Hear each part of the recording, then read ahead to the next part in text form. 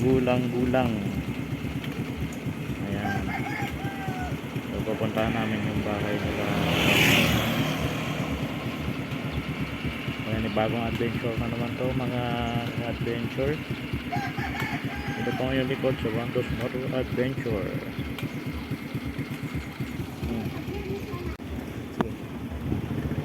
Hindi pag idot sa helmet sa maiwasan mo.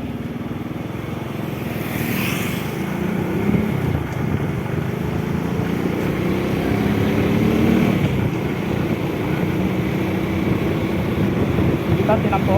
Oo.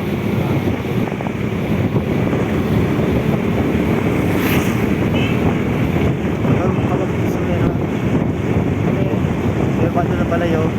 Kaya na may mangga, hindi ko nakapapundo.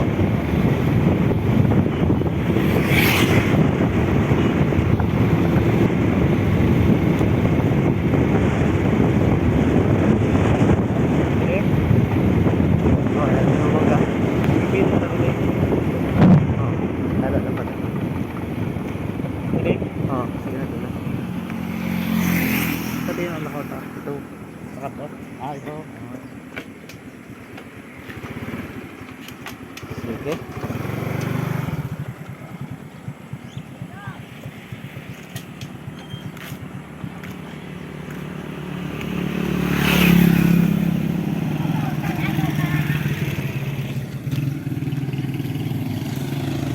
So ayan mga paps, dito na kami sa gulang-gulang.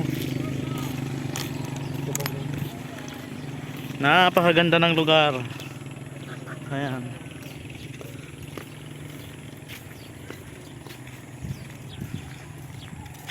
Siya din nakakita.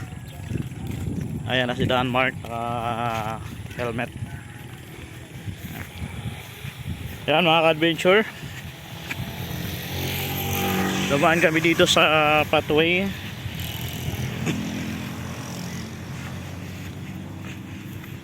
Ayan.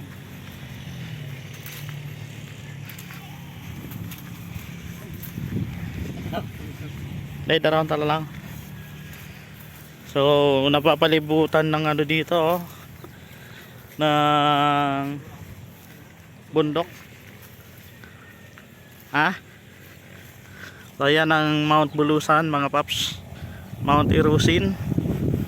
So nakikita natin yung mga palay, babunga pa lang. Ayan, Mount Bulusan. Oh, kaso may ano, may ulap.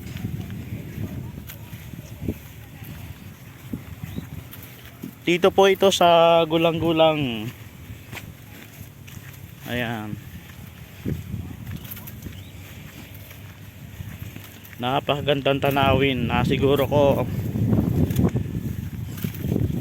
patiwasay ang buhay kapag nakatira dito. Tumira rin po kami sa gitna ng palayan. Suba nito. Oh yan, suba yan. Pero may ano baga, oh, may motor, may tricycle. Oh, ayun, again. Tapos dito diretso yun. Mga ha, putol yun ha.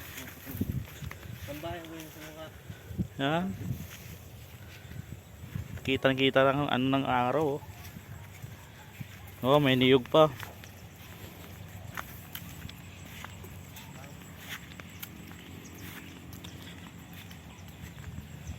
Yan mga paps, napakaganda.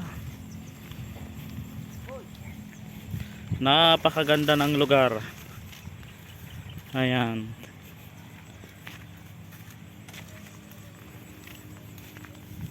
So nandito na kami. Hindi naman pala talaga kalayuan sa kalsada. Tsaka maganda ang daanan oh. Medyo malawak sa paa. Ito yung mumunti nilang tahanan. Ayan, so ayan po mga paps, papatayin ko na ang video to. So maraming salamat. Ayan, shoutout po sa inyo lahat. Ito po ang inyong likod sa Randos Motor Adventure.